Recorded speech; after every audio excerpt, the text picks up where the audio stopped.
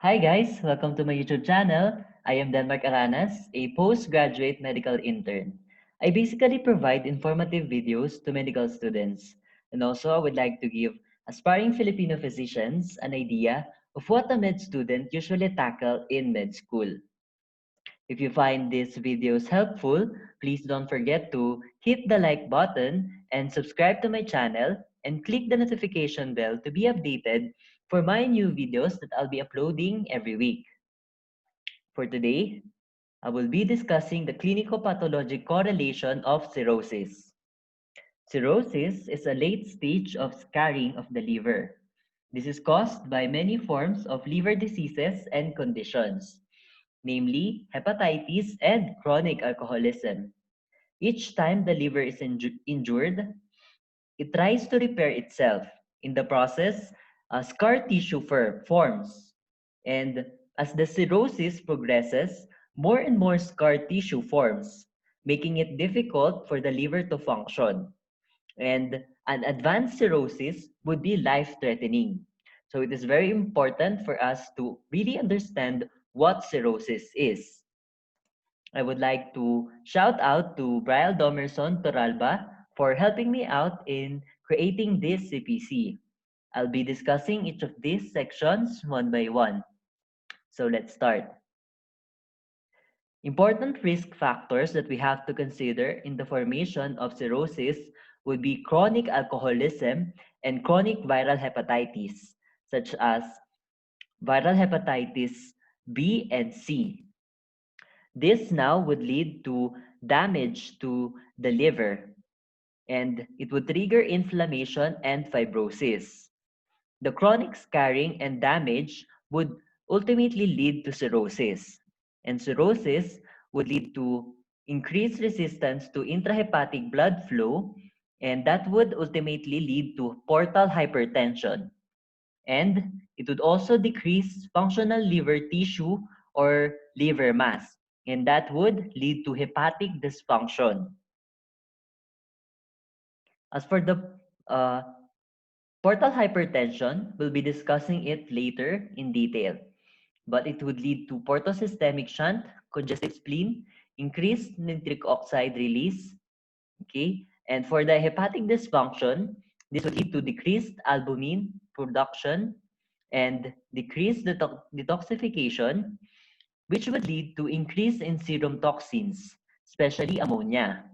And that toxin would cross the blood-brain barrier, which would lead to hepatic encephalopathy, which could be manifested in the patient as asterexis, confusion, irritability, sleepiness, and slow speech. Also, it would decrease estrogen metabolism, which would lead to hyperestrogenemia.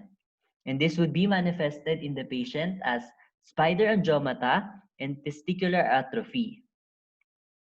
Also, hepatic dysfunction would decrease the bilirubin conjugation, and that would lead to an increased unconjugated bilirubin. And this would be manifested as jaundice and ictericia. Going back to portal hypertension, as for portosystemic shunt, the veins at the inferior portion of the esophagus would be affected and would lead to formation of esophageal varices. And the damage to these varices would lead to upper GI bleeding, and this would be manifested as hematemesis. On the other hand, the veins at the superior portion of the anal canal would also be affected and would be manifested as hemorrhoids. The congestive spleen would lead to hypersplenism and would lead to anemia.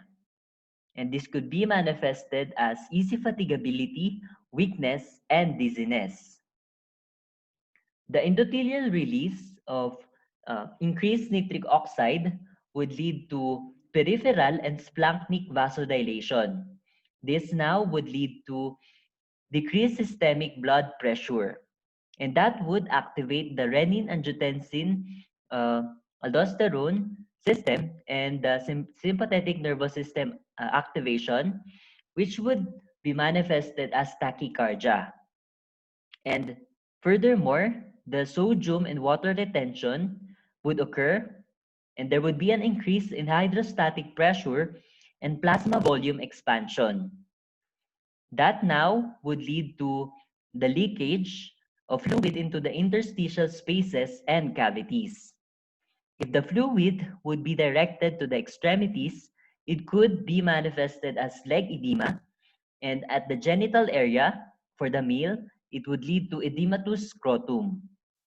And finally, the fluid would also accumulate at the peritoneal cavity and would be manifested as ascites. The decreased albumin would lead to hypoalbuminemia, and that would lead to decreased oncotic pressure, further aggravating the leakage of fluid in the interstitial spaces and cavities. The hypoalbuminemia would also trigger the increase in muscle protein metabolism, and this would be manifested in the patient as marked cachexia, temporal wasting, loss of muscle mass. The most common manifestation of cirrhosis would be ascites, and, and that would lead to abdominal swelling, fluid wave, and shifting dullness in the patient abdomen. And the fluid from the peritoneal cavity would lead to rending of the diaphragm with free flow into the thoracic cavity. And that is a condition known as hepatic hydrothorax. And this could be manifested as decreased breath sounds at the right lung base. Okay, that is hepatic hydrothorax. The ascites could also lead to bacterial translocation, and spontaneous bacterial peritonitis would occur. This would also trigger the release of pro-inflammatory cytokines, such as interleukin-1, tumor necrosis factor, and others, which would lead to the manifestations of fever, abdominal pain, and also nausea and vomiting. So this now is the reference of my discussion, the 20th edition, Harrison's Principles of Internal Medicine. I would like to end this presentation by leaving you my message. I've still got a lot of fight left in me. Thank you for listening and have a good day.